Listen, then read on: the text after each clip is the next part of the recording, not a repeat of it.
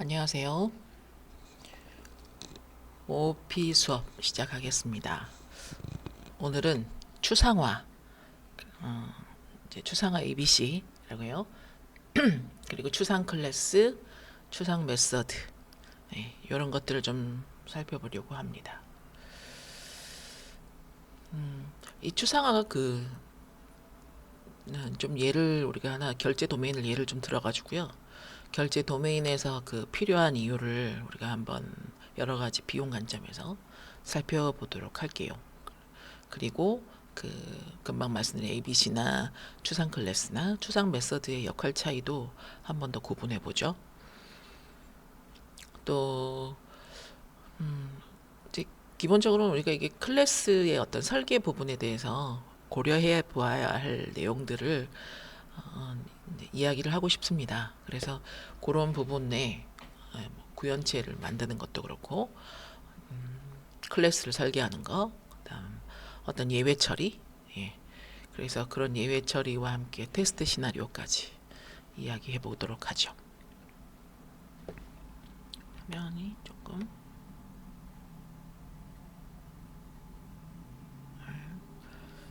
자 먼저 추상화가 왜 필요한가? 이런 얘기 해볼까요? 결제 기능은 서비스 확장과 함께 필연적으로 복잡해진다. 그렇죠? 그러니까 뭐 계좌 이체를 하거나 카드 결제하거나 혹은 우리 요즘은 간편 결제 많이 하시고 뭐 포인트 결제도 있고 그렇습니다. 이런 게 추가될 때마다 우리가 그 전통적인 형태의 코드에서 뭐 if, elif 이런 것들을 체인을 막 늘린다. 그러면은 그럼 신규 기능이 기존 기능 안정성을 같이 흔드는 구조가 된다. 무슨 말이냐? 처음에 만들 때는 단순하잖아요. 카드 결제 하나만 있으면 되니까 그때는 뭐 if 카드 결제면 이렇게 해라. 딱 이렇게 짜면 되죠. 근데 시간이 점점 지나면서 뭐 계좌 이체도 늘고요. 거기에 추가되고 뭐 간편 결제, 포인트 결제 이런 것들이 막 붙어요. 처음에 한 개 정도는 그래 if 해서 elif 해서 그렇다면 계좌 이체면 뭐 이렇게 하자. 하나 더 붙어요. 간편 결제면 이렇게 해라. 이런 식으로 자꾸 이제 늘어나요. 이게 이런 if elif 체인이 이제 늘어나면 어떤 문제가 생기냐면요. 나중에 물론 아주 꼼꼼하게 정리가 되어 있고 우리가 설계를 했다면 모를까. 그게 아니라면 카드 결제 로직을 수정하려고 딱 그런 부분은 건드릴 때 당연히 옆에 있는 계좌이체 로직에 영향을 줄 수 있습니다. 하나 고치려고 하다가 잘 돌아가는 것까지 망가질 수 있는 이런 거예요. 이런 부분이 뭐 신규 기능이 기존 기능의 안정성을 같이 흔든다. 이런 말을 해요. 자, 이럴 때 우리가 이러지 않으려고 추상화를 한번 써봅니다. 자, 추상화란 이런 거죠. 복잡한 대상에서 핵심 속성과 동작만 남기고 구현 상세를 분리해서 다루는 모델링 기법이다. 그러니까 무엇을 해야 하는가를 먼저 고정시켜요. 그런 후에 어떻게 할까 이걸 뒤로 미룹니다. 핵심이 이건데요. 이 두 가지를 분리하는 게 핵심입니다. 자, 무엇을 해야 되나? 이거 고정인 거죠. 결제 시스템은 결제를 해야 되잖아요. 또 환불을 해야 하고 이게 카드다, 뭐 계좌이체다, 간편 결제다 다 공통이에요. 어쨌든 결제를 해야 해. 그죠? 그리고 나서 이제 이걸 딱 정해놓고 고정해놓고 자, 근데 이걸 어떻게 할까? 이건 나중으로 미룬다라는 거죠. 무슨 말이냐? 카드 결제는 예를 들어 카드사 API 쓰잖아요. 그리고 그다음에 계좌이체면 그럼 뭐 계좌이체 은행 API들을 써야 돼요. 그다음에 또 간편 결제는 또 간편 결제 나름의 뭐 네이버 뭐 네이버 페이나 무슨 페이 뭐 이런 것들 말이죠. 이런 그 각각의 구체적인 방법은 그 각각의 개별적인 클래스, 즉 카드 결제 클래스, 혹은 계좌이체 클래스, 혹은 간편 결제 클래스에서 개별적으로 알아서 구현해라 이렇게 미룬다는 겁니다. 그렇게 분리해 놓으면 일단 기본적으로 카드 결제를 구현을 해야 한다. 그러니까 즉 카드 결제를 해야 한다. 무엇을 해야 한다라는 그 약속 자체는 안 바뀌는 거잖아요. 그러면 다른 결제 방식들이 영향을 받지 않게 만들 수 있어요. 표가 이렇게 있는데 첫 번째 추상화. 의미는 핵심 행위만 인터페이스로 드러내고 세부 구현은 감춘다. 그래서 결제 시스템을 예를 들었을 때 뭐 페이하고 리펀드만 공통 계약으로 이렇게 노출한다라고 나와 있어요. 자, 이게 이렇습니다. 그러니까 결제 시스템 그 바깥에서는 외부에서는 이걸 사용하는 코드는 페이를 부르면 결제가 된다. 이것만 알면 되잖아요. 그 안에서 얘가 카드사 API를 쓰는지 은행 서버에 붙는지 뭐 간편 결제를 쓰는지 이건 세부 사항으로 감춰요. 그래서 바깥에서 볼 때는 페이하고 환불이라는 거 리펀드 이것만 두 개의 문만 보이는 거예요. 근데 요게 추상화인 거죠. 그러면 그 추상 클래스를 어떻게 만드냐? 추상 클래스는 직접 인스턴스화하지 않고 하이 클래스 설계 기준을 제공한다. 결제 시스템에서 그 페이먼트 프로세서 이게 어떤 계약과 그 공통 검증 함수 이걸 보유한다. 보유를 하게 한다. 이렇게 나누는 거죠. 그러니까 추상 클래스는 직접 클래스를 만들 수 없는 클래스예요. 그죠? 그 자체로는 완성되게 아니잖아요. 그런데 추상 클래스는 강제할 수 있죠. 자식 클래스가 이걸 쓰려면 반드시 이런 메서드를 구현해야 해. 라는 설계도 역할을 해줄 수 있어요. 그래서 뭐 예를 들어 이렇게 페이먼트 프로세서라는 추상 클래스가 있다면 이걸 직접 쓰는 게 아니라 뭐 카드 페이먼트 혹은 뭐 여기 있는데 월렛 페이먼트 같은 그 자식 클래스가 이걸 상속해서 그걸 구체적으로 완성해라 하는 거죠. 그러면 페이먼트 프로세서에서는 뭐가 있을까요? 그 자식들이 공통적으로 이제 가져야 할 계약 그리고 공통 검증 로직 이걸 갖고 있게 돼요. 그리고 추상 메서드입니다. 아시죠? 메서드 이름과 그리고 입출력만 선언하고 구현은 하이 클래스에서 강제하는 거. 예. 페이 구현을 카드 페이먼트나 원래 페이먼트가 각각 수행한다. 이렇게. 그렇죠. 추상 메서드는 그 추상 클래스 안에 있는 메서드인데 뭐 이름 그리고 어떤 인자를 받고 그리고 나서 뭘 반환할 거냐 이것만 정해 놓는 거죠. 그리고 나서 실제 동작하는 코드는 없어요. 대신에 그걸 상속하는 자식 클래스는 반드시 이 해당 메서드를 구현해야만 하죠. 안 하면 어떻게 돼요? 파이썬이 이제 오류를 내죠. 뭐 너 구현 안 했잖아. 예. 그러니까 페이라는 추상 메서드가 있었다면 그걸 구현하는 카드 페이먼트라는 메서드는 카드사 뭐 API를 이용하는 어떤 그 자기만의 방식으로 그 해당 페이를 구현하는 거고 원래 페이먼트가 있다. 그럼 뭐 이건 뭐 전자지갑? 네. 그러면 그런 방식으로 또 페이를 구현하는 거예요.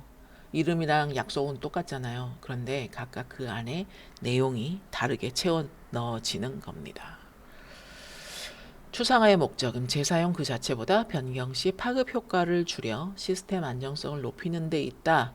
라고 그 핵심 관점을 적어 두었는데요. 그러니까 이게 사실 뭐 많은 맨 처음 공부를 하고 우리가 쉽게 그렇게 생각해요. 그러니까 추상화라는 건 코드를 재사용하려고 쓰는 거 아닌가? 물론 재사용도 되죠. 네, 핵심적인 부분은 그냥 어떤 특정 코드 자체의 재사용이 아니에요. 왜냐하면 어쨌든 그 부분을 구현하게 하니까. 그러니까 진짜 목적은 변경이 생겨요.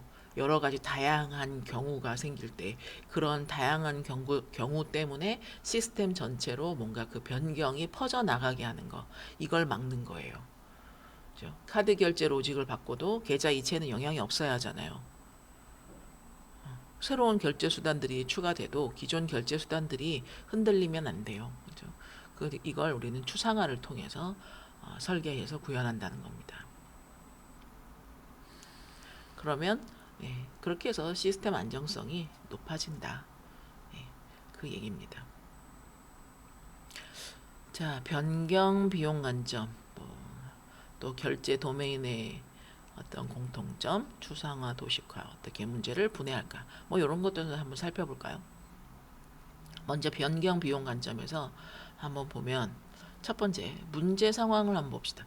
결제 로직이 주문 서비스 안에 하드 코딩 되어 있다. 그래서 그렇게 하면 결제 수단을 추가할 때마다 어떻게 될까요? 주문 서비스 재배포를 해야 되죠. 주문 서비스가 재배포하면 되지 뭐 이렇게 생각할 수도 있지만 엄청 커다란 덩어리죠. 보통 우리가 어떤 사이트에서 주문 서비스라는 건 엄청 중요한 부분이잖아요. 그러면 그게 덩어리가 작겠냐고요. 자, 그 큰 덩어리가 있어요. 그 안에 결제 로직이 그냥 직접 박혀 있다. 카드 결제 코드가 주문 서비스 코드 안에 들어있다. 우리가 이렇게 한번 생각해 보자고요. 그런 상황에서 간편 결제를 새로 추가한다. 그러면 간편 결제 코드를 주문 서비스 안에다 직접 추가해야 하죠. 그러면 주문 서비스 전체가 수정되는 거 아닌가요? 그래서 다시 배포해야 돼요. 그러니까 결제 하나 추가하는데 주문 서비스 전체를 배포하는 거죠. 약간 살 떨리는데요. 그러면 그렇게 하는 동안 서비스가 잠시 멈추게 되는 거 아닌가요? 배포하는 동안 서비스가 멈춰요. 예. 그러니까 그 기존에 잘 되던 주문 서비스 기능에 영향을 줄 수도 있어요. 불안하죠. 만약에 어떤 문제가 생겼다고 해봐요. 그래서 그걸 다시 걷어내고 싶어요. 뭐, 예, 기터브를 잘 써서 잘 됩니다. 아니, 그런 얘기가 아니니까. 예, 물론 그렇죠. 이전 코드로 되돌리면 됩니다. 뭐, 예, 그렇게 말씀하시면 할 말 없는데. 네, 자, 어쨌든, 네, 어떤 영향을 줄 수 있느냐라는 걸 우리가 생각해 볼 수 있죠. 그래서 어떻게 할까요? 설계 목표. 자, 주문 서비스는 결제 방식 상세를 모르게 하고 추상 계약만 호출하도록 분리해 보자. 이렇게 설계를 하는 것이 좋겠다. 이게 이제 해결책이란 얘기예요. 주문 서비스가 결제 방식의 세부 사항을 알 필요가 없게 만드는 거죠. 주문 서비스는 그냥 페이를 부르면 돼요. 그게 카드냐, 혹은 뭐 간편 결제냐, 계좌 이체냐 이런 걸 주문 서비스가 몰라도 되는 거예요. 그렇게 하면 나중에 새로운 결제 수단이 생겨도 주문 서비스 자체를 건드릴 필요가 없죠. 새로운 결제 클래스만 추가하면 되니까. 비슷한 얘기를 계속 반복하고 있는 건데 우리가 어떤 그 설계의 청사진을 한번 그려보십시다. 자, 이렇게 하면 어떤 비즈니스 효과가 나겠냐고요. 그렇죠? 일단 신규 페이지사의 어떤 연동을 할 때 그 영향 범위를 결제 모듈로 한정해서 장애 전파를 줄인다. 이렇게 할 수 있다라는 거죠. 페이지사에는 그 페이지는 뭐 어떤가요? 그 결제를 중간에서 처리해주는 회사잖아요. 그러면 이게 우리가 카드사랑 직접 연동하는 게 아니에요. 그러니까 PG를 통해서 결제를 처리하는 구조를 쓰죠. 그러면 어떤 새로운 PG를 이렇게 연동할 때 추상화가 되어 있으면 그 PG 관련 코드만 새로 만들면 돼요. 문제가 생겨도 그 결제 모듈 안에서만 생기지 주문 서비스 혹은 다른 기능으로 장애가 퍼지지 않아요. 그런 장애 전파를 줄인다는 겁니다. 뭐 추상화 코드는 예쁘게 만드는 게 아니라 릴리스 리스크, 그 다음에 유지 보수 비용 줄이는 거다. 맞습니다. 우리가 어떤 이제 추상화나 뭐 이런 걸 얘기하고 실제로 할 때도 그러면 이런 추상화를 서비스하는 사람들이 업체가 모두 다 잘 적용하고 있냐? 예, 좀 회의적입니다. 예, 그래요. 예, 그렇긴 한데, 자, 우리가 알고 있으니까 만약 어떤 새로운 서비스라면 그렇다면 좀 더 설계해서 고민해 보실 수 있지 않을까. 예. 자, 결제 도메인의 어떤 뭐 공통점, 이제 수단이 달라도 그거를 이제 그 핵심 흐름은 유사하게 흘러갑니다. 그러니까 뭐 요청 데이터를 검증하고 결제 승인을 시도하고 결과 객체를 반환하는 세 개. 이 단계는 공통이에요. 그러니까 이게 이런 이 공통적인 부분, 이게 우리 추상화의 어떤 근거가 되는 관찰 내용입니다. 그러니까 결제 방식이 카드가 되든 혹은 지갑이 되든 은행이 되든 결국 하는 일은 결제라는 거죠. 자, 먼저 입력 검증이요. 뭐 어마운트, 커런시, 유저 이렇게 있어요. 그러면 요걸 가지고 두 번째 단계로 결제 승인을 요청해요. 화살표가 그렇습니다. 자, 두 번째 단계로 결제 승인을 요청해요. 그러면 이 각각의 그 어떤 내용, 맨 처음 첫 단계 결제 요청이 들어오면 어마운트 뭐 금액이 맞나, 통화 단위는 맞나, 뭐 사용자는 유효한가 이런 걸 검증하는 거죠. 어떤 결제 수단이 됐든 이거는 다 검증을 해야 되잖아요. 해요. 그다음 두 번째 단계에서 이게 카드사냐, 지갑이냐, 은행이냐, 예, 그러니까 이 각각을 확인해야 되죠. 그러니까 카드면 카드사 API를 호출해야 되고, 전자지갑이면 뭐 지갑 서비스 API, 뭐 은행이면 계좌이체 같은 경우, 그러니까 은행 API를 호출하는 이런 부분입니다. 그래서 그 부분이 이제 물론 결제 수단마다 달라지긴 하겠죠.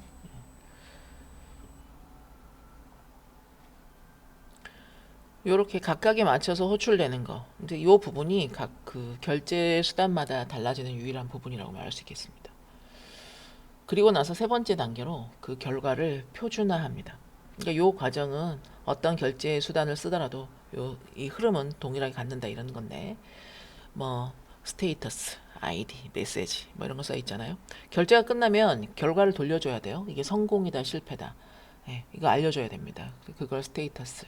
그 다음에 그 결제 어떤 뭐 고유 번호 같은 거, 그리고 아이디에 넣고, 그리고 관련 메시지 담아서 반환합니다.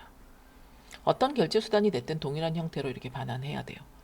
그러니까 이 흐름은 다 같은 거예요. 그러면 이런 부분으로 우리가 각각의 일단 추상 클래스의 전체가 정의될 테고, 이 두 번째 단계, 여기에서 이 두 번째 단계에 맞는 자식 클래스의 구현을 가져오면 되겠습니다. 어려운 내용은 아니죠? 자, 추상화를 이제 도식화 합니다. 자, 추상화는 그 상세를 숨기는 기술이 아닙니다. 변경 가능성이 높은 요소를 분리하는 설계 절차입니다. 결제 도메인에서 어떤 그 공급자별 API 차이를 우리가 구현체로 따로 밀어내고, 그리고 나서 상위 계층에서는 공통 계약만 이렇게 관리하게, 바라보게 만들어냅니다. 추상화를 숨기는 기술이다 라고 생각하면 오해예요. 그러니까 이게 진짜 목적은 자주 바뀌는 거랑 안 바뀌는 걸 분리하자라는 거거든요. 결제 도메인에서 자주 바뀌는 게 뭐예요? 뭐 카드사를 썼다가 지갑 서비스 썼다가 뭐 혹은 뭐 그냥 계좌이체 했다가 뭐 이런 거죠. 이런 부분이죠. 그래서 공급자가 그 API 명세를 바꾸면 코드도 바꿔야 해요. 그래서 하지만 그 반대로 잘 안 바뀌는 건 뭐 결제를 해야 된다, 환불을 해야 한다라는 어떤 업무 규칙이잖아요. 그러니까 잘 바뀌지 않는 기본 업무 규칙은 규칙화, 그다음에 잘 바뀌는, 언제든 변경될 수 있는 것, 가볍게 변경되거나 추가될 수 있는 것, 이런 것들을 서로 분리해서 자주 바뀌는 걸 이제 그 아래쪽에 구현 계층으로 밀어내는 거죠. 잘 안 바뀌는 건 윗계층에 두는 거고, 이렇습니다. 자, 그래서 여기 첫 번째 레이어 1에 이게 이제 제일 윗 계층입니다. 제일 윗 계층이에요. 뭐 체크아웃 서비스, 환불 정책, 장애 대응 규칙, 비즈니스 규칙인 거죠. 결제가 실패하면 뭐 예를 들어서 결제가 실패했다 이러면 3번까지는 제시도 한다. 그리고 나서 안 되면 뭐 오류를 반환한다. 이런 거요. 혹은 뭐 환불은 7일 이내에만 가능하다. 이런 규칙 말이에요. 그러면 이런 규칙 단계에서는 이게 결제를 카드로 했는지 계좌이체로 했는지 이건 전혀 몰라요. 그냥 나는 페이를 부를 거야. 이걸로 끝인 거죠. 두 번째 단계. 중간 계층이요. 여기 보면 자, 페이먼트 프로세서 점 페이, 뭐 리펀드 이렇게 했어요. 그러니까 이건 요게 그 위에 있는 계층이 이제 정책이잖아요. 그리고 아래층 계층은 이제 구현이에요. 근데 이걸 직접 서로 이렇게 뭐 오가거나 이렇게 하지 않아도 어떻게 해당 요 계약 중간 단계에 있는 요 단계를 통해서만 대화하게 만들어 두는 겁니다. 그래서 페이먼트 프로세서라는 그 추상 클래스가 페이랑 리펀드라는 메시지를 미리 이렇게 약속을 해놓는 거예요. 그러면 위에 있는 계층은 요것만 보고 호출하면 되죠. 아래 계층은 그 해당 약속 지켜서 구현만 하면 되는 거죠. 그렇죠? 자, 구현 부분이 제일 아래 단계. 실제로 뭐 카드사 API 호출하고 지갑 서비스 요청 보내고 은행 서버하고 통신하고 뭐 이런 그런 구체적인 코드가 여기 세 번째 단계에서 쓰여지겠죠. 그래서 이 계층이 세 번째 단계 계층이 바뀐다. 즉 이제 구현 내용이 바뀐다. 이런 거죠. 그래도 이 위에 있는 그 계약 방법 그리고 최상위에 있는 정책에는 영향을 받지 않습니다. 자, 그래서 많이 변경이 잦은 거 아래층에 고립시키고 이랬습니다. 고립된다는 얘기는 계약을 기준으로 아래층으로 자주 바뀌지 않는 건 위쪽으로 이렇게 배치합니다.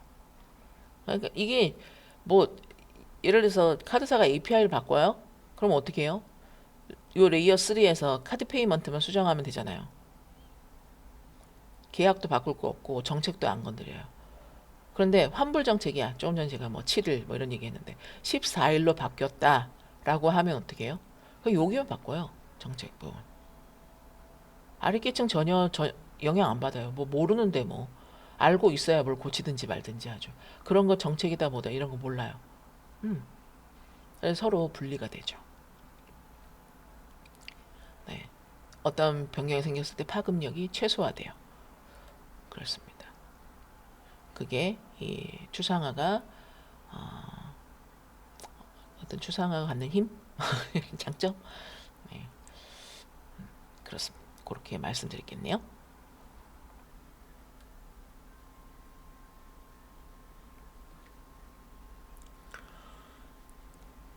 자, ABC 한번 얘기해 봅시다. ABC, Abstract, Base, Class. 예. 이게 ABC가 됐어요. 이 추상 기본 클래스입니다. 파이썬에서 추상 클래스를 만들 때 일반적으로 이 ABC를 상속해요. 그리고 내부적으로는 ABC 메타가 동작해서 추상 메서드의 어떤 미구현 클래스의 인스턴스 생성을 차단해줘요. 무슨 말이냐? 자, ABC라는 클래스를 파이썬이 기본으로 제공합니다. 그래서 내가 추상 클래스를 만들고 싶으면 이 ABC를 상속받아서 만들면 돼요. 그러면 파이썬 내부에서 그 ABC 메타라는 그 메타 클래스가 자동으로 작동해요. 메타 클래스가 뭐냐면 메타 클래스는 어떤 그 클래스를 만드는 클래스. 네. 우리가 객체를 만들 때 클래스를 쓰잖아요. 그러면 그 클래스를 만들 때 내부적으로 뭔가가 작동해야 되지 않을까요? 그게 메타 클래스예요.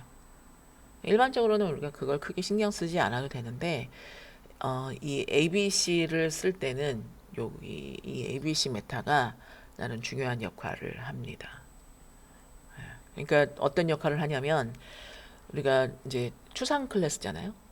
그러면 추상 메서드가 있어요. 그럼 그 추상 메서드가 있는데 그걸 구현을 해야 하죠. 그런데 그걸 구현하지 않았어. 그럼 어떤 자식 클래스가 이 상속받은 자식 클래스가 추상 메서드를 구현하지 않았다. 그러면 이 자식 클래스의 객체를 그 만들지 않고 그 만들지 못하게 딱 막는 거예요.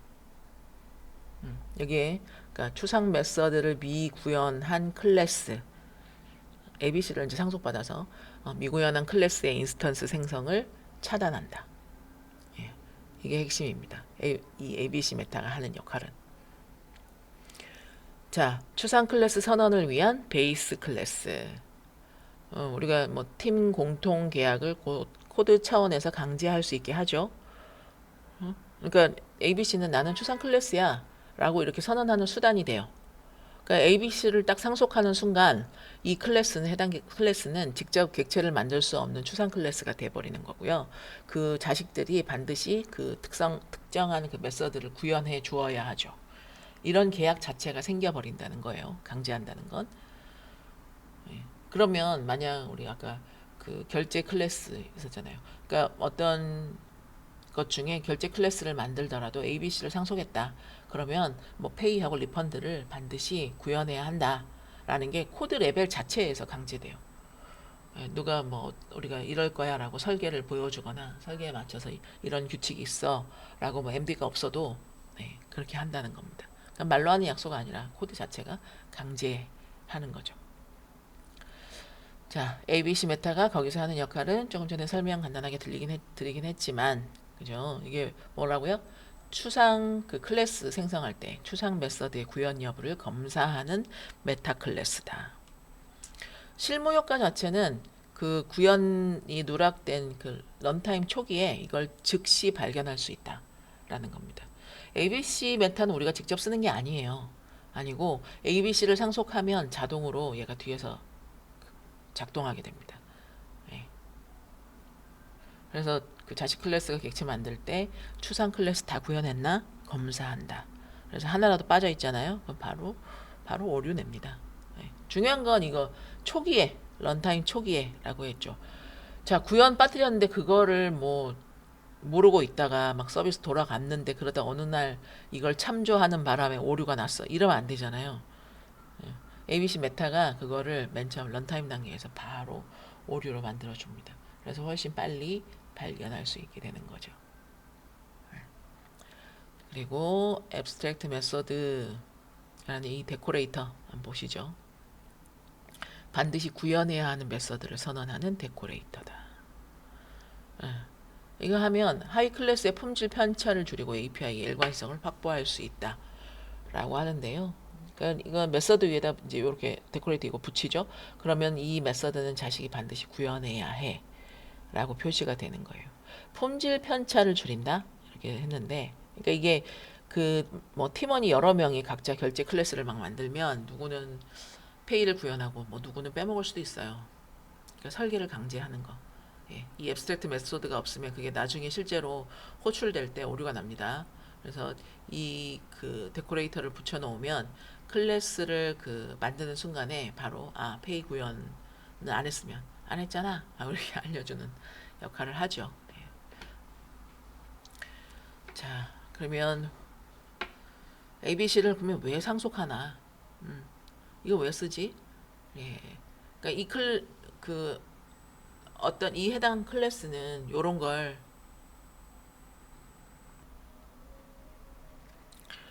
의도가 명확하게 드러나잖아요.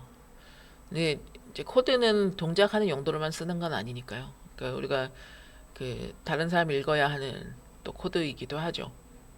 ABC를 상속하면 명확하게 이 클래스 이거 그냥 직접 쓰는 클래스가 아니구나.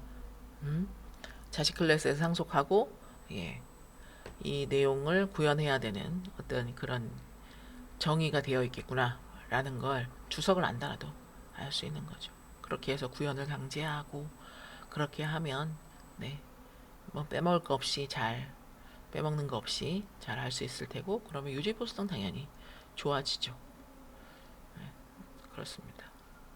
뭐 여기 설명이 되어 있는 건 앞에서 했던 거라 반복적으로 또 말씀 안 드릴게요. 자, 코드. 그래서 코드에서 이거 한 거 코드는 한번 볼까요?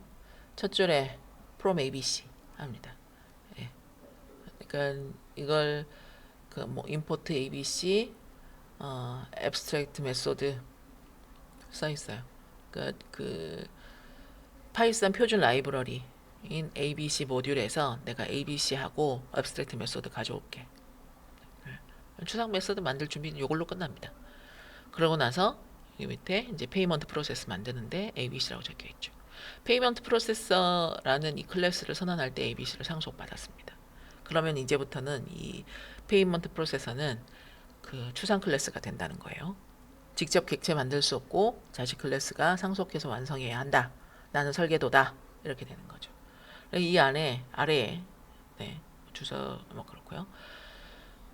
자, 앱스트랙트 메소드가 나오네요. 데코레이터 이렇게 붙여주면 됩니다. 여기 pay라는 이 메서드가 추상 메서드다라는 걸 표시하는 겁니다. 그리고 그 밑에 여기 뭐 payment에도 있어요. 자, 여기 이 선언에서는 매개 변수를 뭐 셀프, 어마운트, 커런시, 메타데이터 이렇게 받았네요. 그죠? 페이 메서드를 호출하는 때 인자로 이렇게 받겠다. 어마운트는 뭐 결제 금액, 커런시는 뭐 통화 단위, 뭐 메타데이터 그런 추가 뭐 필요 정보 이런 것들요. 그러니까 이런 걸 줘야 내가 페이라는 메서드를 호출할 수 있어. 그래서 그 안에 패스만 있어요. 실제 구형 코드가 없어. 그러니까 요것만으로 이렇게 해줘야 돼라고 이제 시그니처 정의가 되는 거죠. 그러면 계약 정의가 됐어요. 그리고 실제 구현은 이걸 상속받아서 이제 하는 거죠. 네. 또 여기도 마찬가지. 얘도 마찬가지. 아이디하고 어마운트만 받아요. 근데 리펀드니까 뭐 취소할 뭐 거래 번호, 어마운트는 환불 금액 이쯤 되겠죠. 마찬가지. 근데 이것도 여기서 구현은 없어요. 그냥 패스 이렇게요. 두 개의 이 추상 메서드를 갖게 한다. 그리고 나서 이 클래스를 상속한 자식 클래스 누가 됐든 이 두 메서드를 반드시 구현하자. 하나라도 빠뜨리면 객체 안 만들어준다. 이렇게 한다는 겁니다.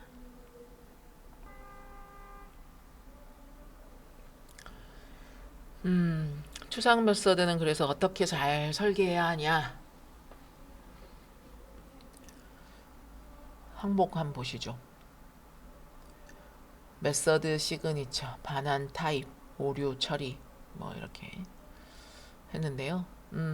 어떤 그 해당 권장 규칙이 있고 그 다음에 어떤 설계를 해야 되니까 그래서 반대로 또 이렇게 하면 안 돼 하는 것들도 규칙을 한번 작성해 봤습니다. 자, 권장 규칙이 첫 번째 메서드 시그니처. 권장 규칙 보통 공통 최소 인자만 고정하고 선택 옵션은 메타데이터에 위임하라. 피해야 되는 게 각 구현체별 인자를 계약에 과도하게 노출하면 안 된다. 그러니까 이거 하지 마라 이 뜻이니까요. 그러니까 추상 메서드의 시그니처, 즉 인자 목록 은 자식 클래스가 공통으로 받아야 하는 것들만 딱 고정을 해둬야 한다는 겁니다. 네. 그러니까 우리 앞에서도 뭐 어마운트하고 커런시 뭐 이런 거요. 그러니까 그거는 어떤 결제 수단이 되었든 간에 공통으로 필요한 거잖아요. 이거는 고정해요. 근데 뭐 카드 결제는 카드 번호가 필요하고 계좌이체는 계좌 번호가 필요하고 간편 결제는 토큰이 필요하고 뭐 이렇습니다. 그러면 그런 거는 각각의 구현체마다 다른 정보잖아요. 그죠? 그러면 그렇게 하면 여기에서 있는 우리 아까 어마운트하고 커런시 이건 괜찮은데 그 다른 거 메타데이터 부분에 들어올 정보가 바로 이런 정보라는 거죠. 그래서 메타데이터는 보통 이제 뭐 딕셔너리 형태로 이렇게 추가해주고 그렇게 해서 카드 결제인 경우에는 메타데이터 안에 뭐 카드 번호 넣고 계좌이체는 계좌 번호 넣고 그죠? 이렇게 하는 거죠. 반환 타입이요. 스테이터스, 아이디, 메시지 이런 거는 표준 딕셔너리 또는 데이터 클래스. 근데 피해야 하는 부분 구현체마다 문자열, 불리언, 튜플 이거 혼용하는 거 하지 마라. 안티 패턴에서 얘기했던 그런 내용인데요. 반환 타입이 통일되어 있지 않으면 그 호출자가 타입을 확인하거나 이게 이거야? 라고 한 번 더 물어봐야 된다는 얘기예요. 아니면 분기 처리를 또 해줘야 되죠. 만약에 이거라면 else 이거라면 뭐 이런 거 말이죠. 그죠? 그래서 이제 구현체가 동일한 형태의 반환 타입을 반환하도록 정해놓자. 그래야 성공 여부, 뭐 아이디는 어떤 거래 번호, 메시지는 관련 메시지 이 형태를 해서 어떤 결제 수단이든 동일하게 나와야 호출자가 일관되게 처리할 수 있다. 그 데이터 클래스요. 네.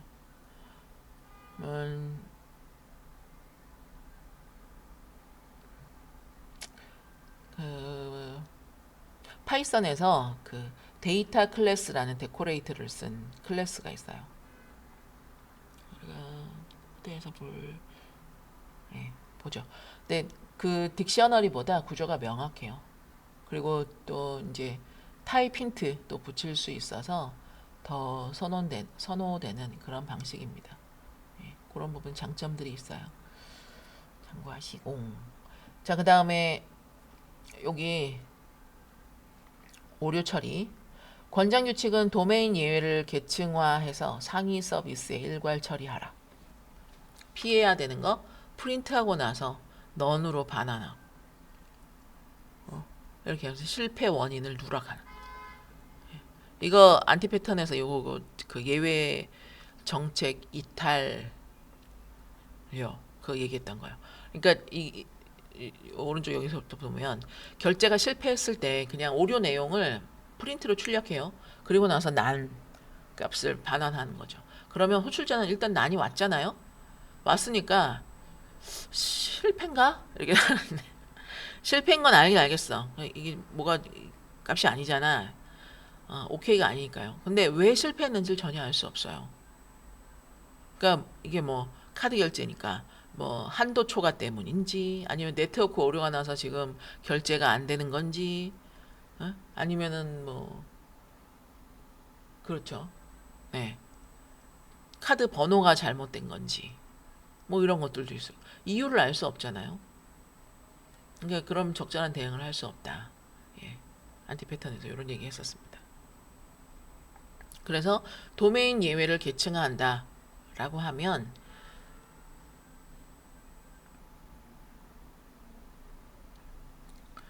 그 결제 실패라는 어떤 그 공통된 예외 클래스를 하나 만들고요. 그 아래에서 한도 초과 예외, 네트워크 오류 예외, 뭐 잘못된 카드 번호 예외 이런 식으로 세부 예외들을 계층으로 만드는 거예요. 그러면 상위 서비스에서 결제 실패 예외 하나만 딱 잡아도 모든 결제 관련 오류를 한 번에 처리할 수 있죠. 그래서 동시에 또 뭐 필요하면 세부 예외를 또 따로 잡아서 또 다르게 대응하면 돼요. 그죠? 그렇게 할 수 있다.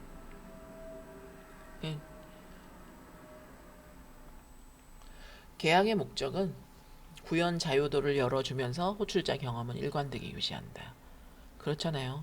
그러니까 이걸 추상 메서드를 설계할 때 동시에 만족해야 한다라는 거예요. 그 자식 클래스가 각각의 방법으로 자유롭게 구현할 수 있어야 하면서도 그죠? 그렇게 해서 이제 유연하게 필요한 정보를 유연하게 받을 수 있도록 그렇게 하면서도 호출자의 경험은 또 일관되게 유지할 수 있어야겠죠. 그러면 그래야 항상 호출자 입장에서는 뭐가 됐든 동일한 방식으로 쓸 수 있게 되는 거니까요. 이 두 가지를 동시에 잘 잡아야 설계가 그러니까 잘된 거다 이렇게 말할 수 있겠어요. 자, 그래서 클래스를 만약 이걸 이제 구현을 하면 클래스의 관계를 한번 볼까요? 자, 앱스트랙트 클래스, 페이먼트 프로세서 추상 클래스 있죠? 그리고 페이랑 리펀드 추상 메서드로 정의하고요. 계약을 이렇게 이제 우리가 설계도가 됩니다. 그리고 그걸 여기서 이제 구현을 하는 거죠. 카드 페이먼트, 월렛 페이먼트, 뱅크 트랜스퍼 페이먼트. 실제 이제 구현체가 돼요. 그럼 이 각각이 이 페이먼트 프로세서를 상속해서 페이랑 리펀드를 각자의 방식으로 구현하겠죠.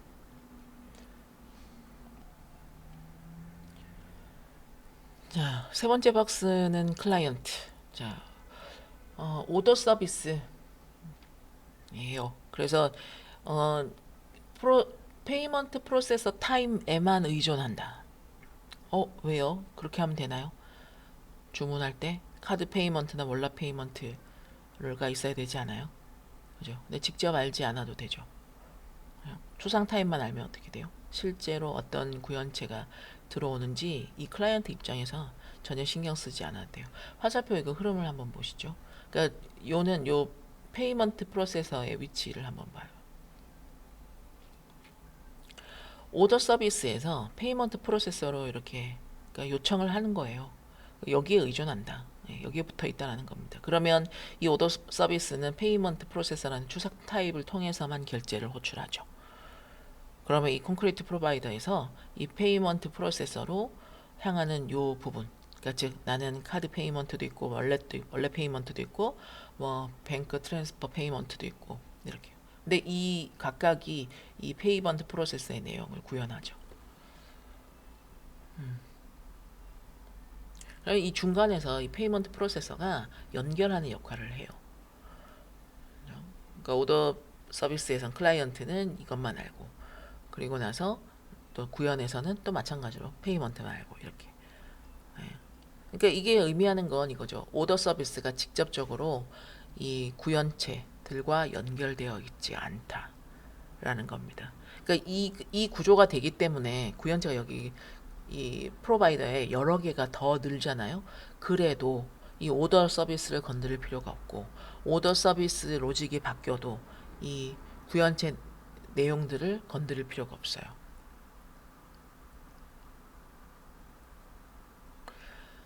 자, 책임과 코드 위치 권장 이렇게 적어봤는데, 자, 첫 번째 여기 추상 클래스는요, 계약 가지고 있죠. 우리가 바뀌지 않는 거. 그 다음에 어떤 그 공통 검증할 함수 이런 것들요.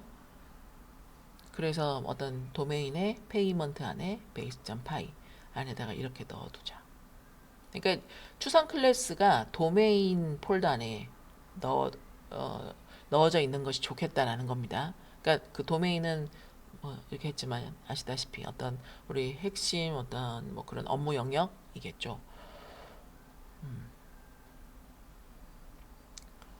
자, 그 다음에 구현할 클래스, 네, API 연동하고요. 이렇게 할 겁니다. 그러면 이런 것들도 우리가 구조적으로는 이렇게 페이먼트 아래 프로바이더 이렇게 해서 두는 거죠. 뭐 이거는 자세하게 설명 안 드려도 얘기를 하겠지만 어쨌든 지금 요는 우리가 추상 클래스와 구현 클래스 그리고 이 밑에 있는 또 상위 클래스 각각의 내용의 어떤 분리 이런 것들입니다. 그래서 그런 내용을 각각 어떤 업무 정책으로서의 그 어플리케이션 계층 관리 이렇게 볼 수 있겠습니다.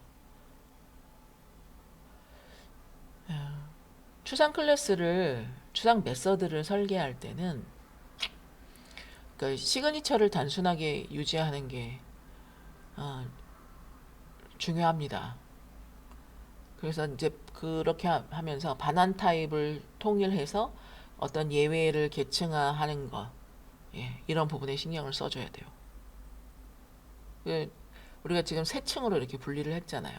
클래스 구조에 상위 서비스가 추상 타입에만 의존하도록, 그죠? 그런 식으로 그 구현층을 제일 아래 이렇게 두는 식으로 각각 이걸 분리해요. 그래야 그렇게 하면서 도메인과 어떤 인프라와 어플리케이션 이런 형태로 나눠서 폴더도 그렇게 나눠 두는 거죠. 가끔 어떤 한참 만들어지고 있는 프로젝트들을 볼 때 가끔 그 폴더 구조나 이런 것만 보셔도 이 꼬이겠다 아니겠다 감 잡을 수 있습니다. 그죠? 뭐, 그렇고요.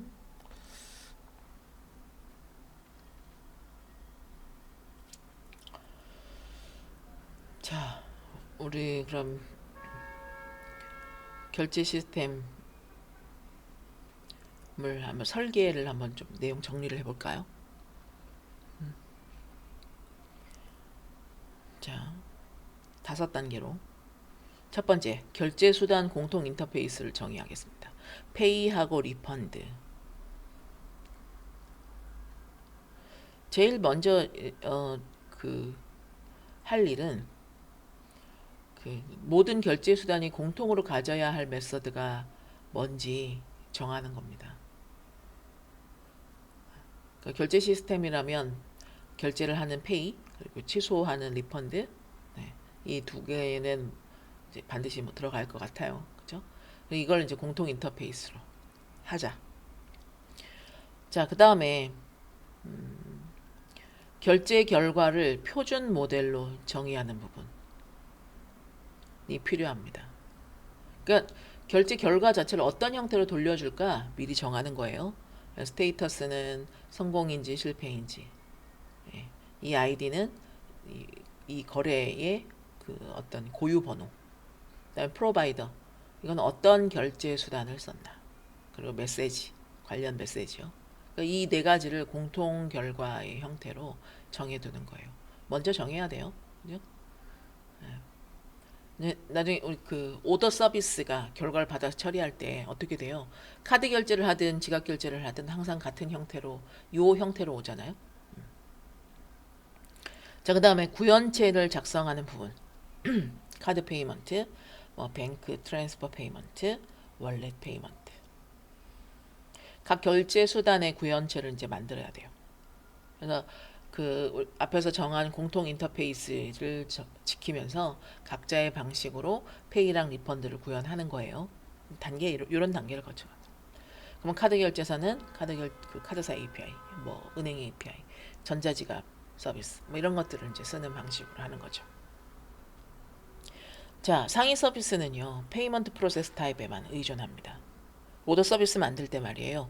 카드 페이먼트나 원래 페이먼트 이런 거 몰라도, 네, 그냥 페이먼트 그 프로세서라는 추상 타입만 알게 만드는 겁니다. 그렇게 해야 나중에 어떻게 된다고요? 결제 수단이 바뀌어도 오더 서비스를 수정할 필요가 없게 된다라고 했죠.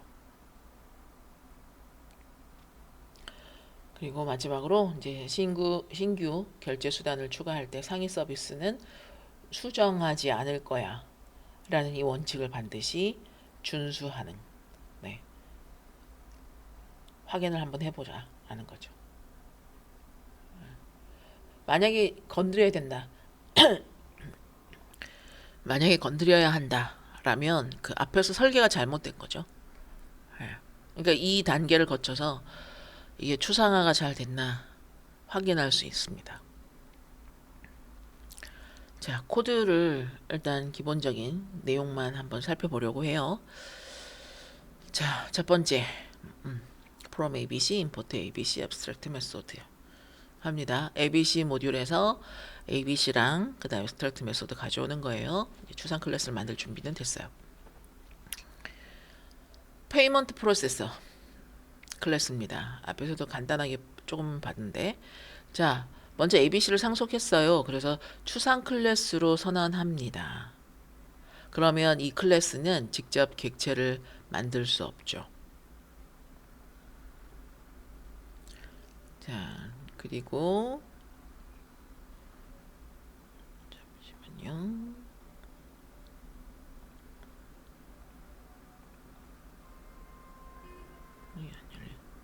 됐네요. 올라갈까요?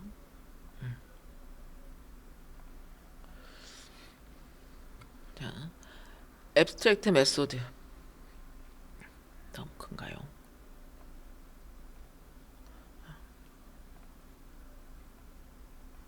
abstract method가 붙어 있어요. 그러니까 요 아래 메서드가 추상 메서드라는 표시예요. pay라는 이 함수의 선언에서는 self, amount, currency, metadata 있어요. 그러니까 이 부분은 모든 그 결제 구현체가 반드시 구현해야 한다는 거죠. 그렇게 pay 메서드를 선언했어요. 선언돼 있어요. amount는 금액, 뭐 통화 단위, 그리고 뭐 추가 정보 이렇게 담는, 네, 그런 딕셔너리. 자, 안에 패스만 있습니다. 실제 구현은 없어요. 이름이랑 인자, 목록, 이름, 인자, 그죠? 이런 것만 정해 둔 거예요. 메서드의 어떤 시그니처 설계 규칙입니다. 자, 뭐 리펀드는 지금 여기에 적진 않았지만 우리 앞에서 리펀드 코드 또 같은 형태로 추가하면 됩니다. 자, 카드 페이먼트 클래스 한번 볼까요? 클래스 카드 페이먼트, 그리고 상속은요? 뭘 받나요? 페이먼트 프로세서를 상속받습니다. 페이먼트 프로세서. 카드 결제 담당하는 부분인가 봐요. 자, 페이 메서드 있죠? 동일하게. 그러니까 인자 볼까요? 셀프, 어마운트, 커런시, 메타데이터. 부모가 가지고 있는 추상 메서드였던 페이를 네, 이제 부모를 상속받은 후에 그걸 구현하는 구현체가 됩니다. 자, 이 부모에 있는 거 시그니처 그대로 지켜줘야 한다고 했죠? 그대로 지켰어요. 네, 그렇게 계약을 지켜서 이제 구현을 하는 거예요.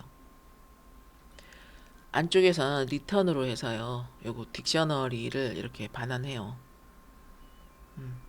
먼저 스테이터스, approved. 그러니까 이거는 기본적으로는 항상 그 승인 성공으로 이렇게 처리하는 거네요. 만약 이게 이제 실제라면 카드사 API를 호출한 결과에 따라서 이 부분 달라지겠죠. 자, 그 다음에 아이디는 카드 1001. 네. 그 해당 카드 거래의 고유 번호를 넣었습니다. 물론 마찬가지로 이 부분도 실제라면 카드사가 발급해주는 번호가 들어와야 됩니다. 프로바이더, 카드예요. 어떤 결제 수단으로 처리됐는지 알려주는 거고요. 그 다음에 이 메시지에는 카드 페이먼트 석세스, 그러니까 결제 결과에 대한 설명 메시지를 이렇게 담았어요. 이런 딕셔너리 구조가 그러니까 우리가 그 2단계에서 정의했던 그 표준 결과 모델 예, 그대로입니다. 그 네 가지가 다 들어있죠. 월렛 페이먼트도 한번 볼까요? 네, 월렛 페이먼트. 자, 마찬가지로 페이먼트 프로세서를 상속받습니다. 이 부분은 이제 뭐 전자지갑 결제 할 거예요. 그러면 위에 있는 건 동일한지 한번 봐요. 자, 동일하게. 근데 여기에 보면 이 페이에는 if가 뭐 하나가 있네요. 어마운트가 메타데이터에서 가져온 월렛 리밋을 가져와서 그거보다 어마운트가 크면 이렇게 돼 있어요. 무슨 말이에요? 그러니까 지갑 한도를 체크하는 그런 로직이네요. 메타데이터 딕셔너리에 그 월렛 리밋이라는 그 키로 한도를 이제 꺼내 오는 겁니다. 만약 그게 없으면 그냥 기본값으로 0을 쓰겠다는 겁니다. 그래서 결제 그 금액이 한도를 넘으면 다음 줄로 넘어가는 거예요. 한도 초과가 됐네? 그럼 어떻게 해요? 예, declined 해, 거절해요. 그리고 한도 초과입니다. 예, 메시지를 담아줘요. 그렇게 해서 딕셔너리를 돌려주는 거예요. 그게 아니라면 만약 이 if문이 예, 만족하지 않았다면 즉 한도를 넘지 않았으면 approved 하고 월렛 2202 뭐 이렇게 그리고 프로바이더 월렛 이렇게 해서 반환해요. 승인이 성공되는 거고 그죠? 지갑 거래번호 이랬고 공급자 이렇다 이렇게. 요 위에 있던 카드 페이먼트하고 비교해 보면 내부 로직 완전 다르잖아요. 여기서는 이렇게 바로 리턴을 이렇게 하고 근데 얘는 요거 먼저 체크도 하고 막 이렇게 해요. 카드 페이먼트는 항상 반환 성공. 그러니까 성공을 반환해 주는 거예요. 근데 원래 페이먼트는 한도 체크 로직이 걸려 있네요. 그렇지만 둘 다 같은 형태의 딕셔너리를 반환합니다. 같은 형식. 다형성이죠. 다형성. 내부 구현은 달라도 내용은 지키죠. 다형성이죠. 그래서 그 규칙이 왜 어떻게 되냐? 그 해당 규칙을 다 갖게 되니까. 페이를 구현해 라는 규칙을 다 갖게 되니까요. 자, 오더 클래스 요거 한번 보실래요? 오더 클래스는 이제 그 상위 서비스잖아요. 그죠? 그래서 여기 생성자가 나와요. 생성자에서 이 프로세서를 받아서 셀프.프로세서에 이렇게 저장해줘요. 그러면 이 프로세서가 카드 페이먼트인지 월렛 페이먼트인지 얘는 사실 신경 쓸 필요가 없어요. 그냥 그 형태가 페이먼트 프로세스 타입이다 라는 것만 알면 돼. 그 다음 체크아웃이 있습니다. 이건 이제 요 부분이 뭐 그 주문 결제를 처리하는 메서드가 되겠어요. 안에 보면 리절트 셀프의 프로세서.pay 이렇게 해서요. amount, currency, metadata 했습니다. 여기 셀프.프로세서에 저장된 그 결제 수단이 무엇가 됐든 간에 그것에 페이를 호출하는 거예요. 카드 페이먼트가 들어있어요. 그러면 카드 페이먼트의 페이. 그 안에 월렛이 들어왔나요? 그러면 월렛 페이먼트의 페이가 실행됩니다. 이 오더 서비스에서는 이 페이가 무엇의 페이인지 몰라요. 그냥 페이만 불러요. 그렇게 하고 해당 결과를 리턴, 결과를 그대로 반환하는 거죠.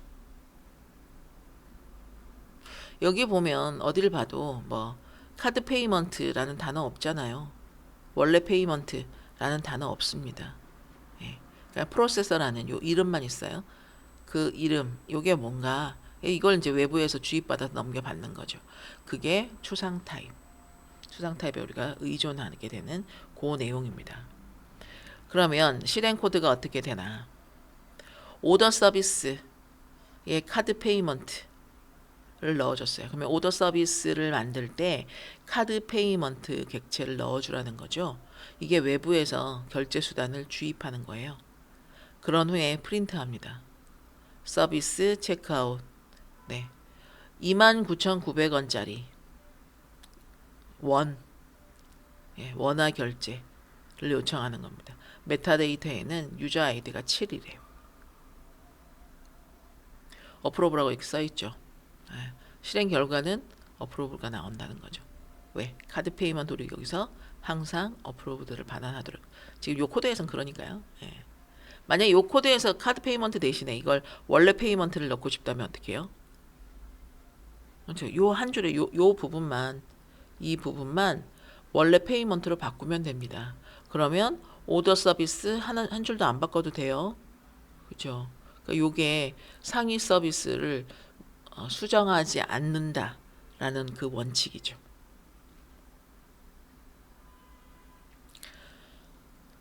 공통 인터페이스를 정하는 건 먼저 정해야 됩니다. 정하고 결과 형태를 표준화합니다. 그리고 나서 구현체가 그 계약을 지키게 만들어요. 상위 서비스에서는 추상 타입만 알도록 설계를 잘 해주면 새로운 뭐 이런 형태 여러 개의 결제 수단이 추가되더라도 상위 서비스는 한 줄도 안 바꿔도 되는 거. 그게 바로 추상화죠. 자,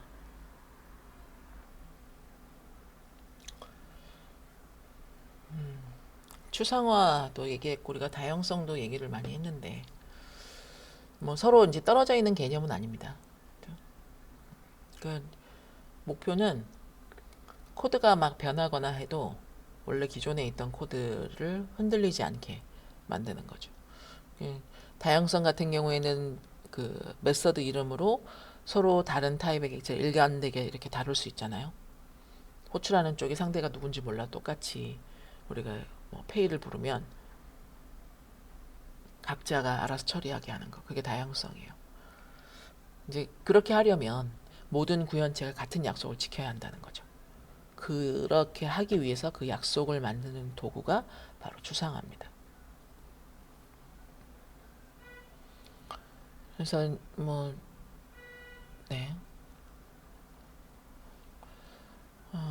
ABC를 통해서 우리가 추상 메서드로 계약을 만들죠. 그리고 나서 그거를 오버라이딩 정리해볼까요? 그러니까 ABC를 가지고 추상 메서드로 우리가 어떤 약속을 만들어요. 그리고 그런 클래스를 이제 오버라이딩을 한 이 구현체들이 그죠? 우리가 지켜야 되는 계약 내용들을 채우는 거죠. 그러면 그리고 난 후에 다양성이 어떻게 해요? 그 호출자가 구현체가 뭔지 몰라도 그냥 동일하게 동작하게 하죠. 덕타이핑은 어떤 역할을 하나요? 덕타이핑. 상속이 없어도 유연하게 이렇게 그걸 내가 찾아서 쓸 수 있다. 그러니까 뭐 협력할 수 있다. 이런 표현도 쓰는데 이런 겁니다. 다 연결되어 있습니다. 우리 이 설계를 잘 해야 되는 이유는 이제 그런 게 아닐까요? 이런 부분들이 서로 다 영향을 주면서 잘 이렇게 크기는 서로 다른 톱니바퀴지만 예, 그 톱니들이 아귀가 이렇게 정확하게 맞아 떨어지는 이런 모습. 네, 그렇게 되는 것 같아요. 예, 그러려면 자주 바뀌는 거 이제 제일 첫 번째 자주 바뀌는 거랑 잘 바뀌지 않는 거 이걸 분리하는 거 그리고 역할을 명확하게 나누는 거 예, 그게 주상화 그리고 그래야 그 이 위에서 다양성이 잘 작동할 수 있습니다. 네. 그래서 우리가 코드 짤 때 자꾸 if문 뭐 if else 뭐 이런 게 막 길어지기 시작하잖아요. 예. 그러면 한번 조금 멈추고 한번 생각해 볼 필요가 있지 않나.